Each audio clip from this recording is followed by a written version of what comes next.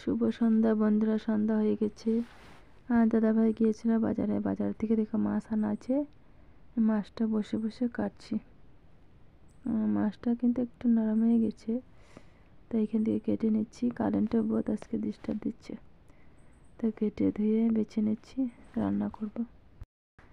তো চলে আসলাম রান্নাঘরে। দেখো চুলাটা ধরে দিয়েছে বাইরে, আর এমন সময় দেখো গ্যাসটা ফুরিয়ে গেছে। তো এখন ভাত করা নিয়েছে, আর দেখো চুলাটা ধরে দিয়েছে, এখানে রান্না করব। সবজিটা এখানে করে নেব, আর খুব ধোয়াচ্ছে চুলাটা। তো রান্না করব ফুলকপি আলু তরকারি। কাটা হয়ে গেছে, বেশি না, অল্পটুকু ফুলকপি আলু নিয়েছি। টমেটো একটা দিয়ে দেবো। সবজি বসাই দিচ্ছে রান্না। দেখেছি আলুটা সিদ্ধ করে নিচ্ছে আগে, আলুটা সিদ্ধ করে না নিয়ে।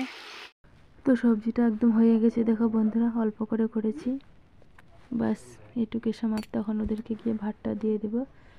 কারেন্টটা আসেনি, কারেন্টটা এমন সময় গেছে গিয়া।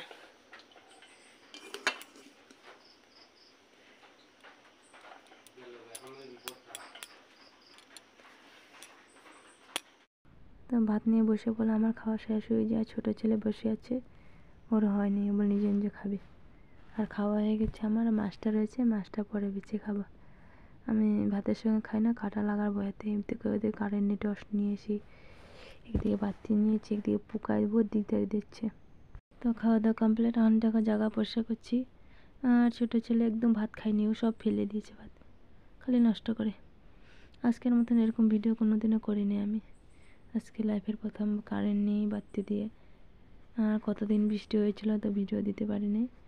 বৃষ্টির জন্য অনেক প্রবলেম হয়েছে, চার্জ ছিল না মোবাইলে, অন্ধকার। ওই আজকে এসেছে কারেন্ট, তাও দেখো ডিস্টার্ব দিচ্ছে, কতবার আসে আর যায়।